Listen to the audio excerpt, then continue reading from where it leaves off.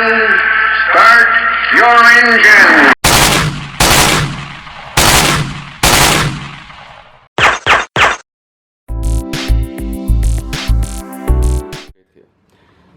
Okay, so this is the FX Impact. This is the Mark 1 700mm slug liner on it. I've got the bipod on there. I've got a Hawk 10x scope on it, and I've recently mounted my scope cam with an FX with a 30mm diameter. But the challenge with this is this thing doesn't want to focus. The auto tracking is quite horrendous. As you can see, the moment I change to anything else, it takes some time to focus,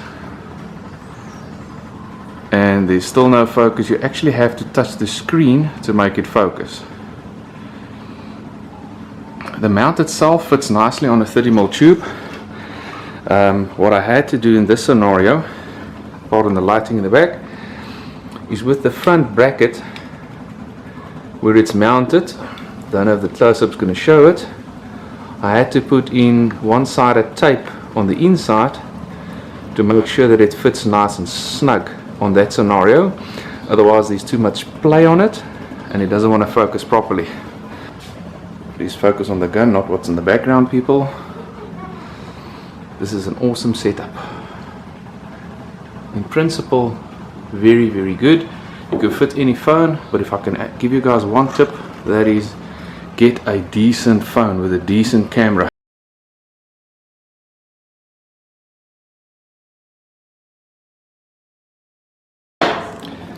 Okay, so that's the basic setup. I've got the jumbo monsters here, normal magazine from Sideshot, the actual Sideshot cam, and part of the trick, and it took me about a half an hour to actually get all the settings here, above, below and behind correct for the phone to snap in easily into position. Once the hard work is done and that is organized, the phone actually easily snaps in, and it's got a safety meggie on the side to make sure that it stays intact, and it works perfectly. I've got some reflection of my sexy legs down the bottom of the screen.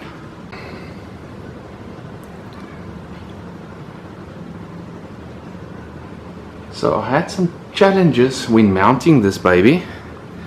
The first challenge is that the gap between my scope rings and the front of the, or the middle of the scope itself where the turrets are, it's very limited in that space over there. The scope ring didn't sit tightly, and I didn't want to put too much pressure in fear of bending the tube. So what I did is I put some double-sided or single-sided tape into the gap right underneath. You'll see some of the foam popping out there. Wants to focus. Okay. The system's actually quite nice, easy to tighten. There's some tighten screws there. It fits nicely onto the back there. There's very little loss of glass quality when you look through the prism of the side cam. So in general, not a bad concept.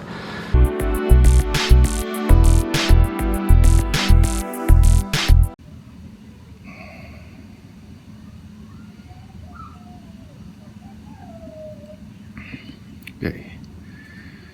Guys, I'm testing the FX, the Sideshot on my FX. As you can see, I'm having some serious difficulty keeping this thing focused where I'm aiming.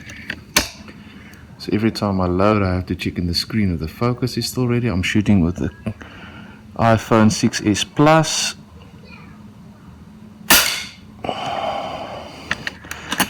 And this is obviously not the best camera for the scope cam setup, because every time you just bump it a little bit, you need to refocus on the phone itself, and by the time you get your eye back into the eyepiece, you've shifted again and you have to refocus again, which is quite a pain in the cyclops. So let's go for a mark. Okay, there's a little white dot. This gun is aiming slightly high at this distance. Dead center. So if the scan footage is working, that should have been a pot shot head on. We just get it back into focus. Alright, back into focus. Let's put one right through the center of that one. Oh, bingo. I'm currently shooting JSB redesigned 26 grainers. I'm shooting them at about 840 feet a second. Our distance here is 24 yards, 25 meters, and as you can see they are one holing. Just want to refocus the camera. Now you guys can see when you shoot with the side shot, what's part of the challenges is just to keep your camera in focus at all times. Plus this one's got the camera mount, it doesn't have the GoPro mount, so I can't mount the GoPro on it. I hope the GoPro is better for autofocusing, because this thing is absolutely rubbish for autofocusing. Here, my son on his 13th birthday, just to help me out a little bit with the videos. I could go from straight to that tree, the thick one. Alright, so the focus is now clearly on the tree. I'm going to ask my assistant to let one rip. Go for it. Okay, now move the camera off the tree. Okay, resetting the focus back to the tree. Okay, as you guys can see, the focus stays there. It does not want to refocus on anything else. So let's go back to the tree. Not 100% in focus. I have to switch off the video camera, focus it on the tree, and then put the video camera on, and he can shoot again.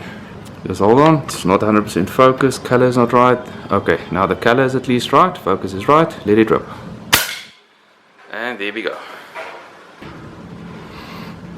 But overall, if I have to give this a rating for effectiveness, I'd go for a 5 out of 10. But I think that's mainly due to the camera that I've got in here. If I have to look at price, I'll really give this a 3 out of 10 of price. The system is extremely expensive. If I look at ease of use, also a 4 out of 10, not very easy to use. And then lastly, because you have to have a different setting for a GoPro to fit on here, you have to change everything again. From a versatility and a client friendly way of using this gun, I'm going to give it a 2 out of 10. Okay, alright, so this is the impact in its box.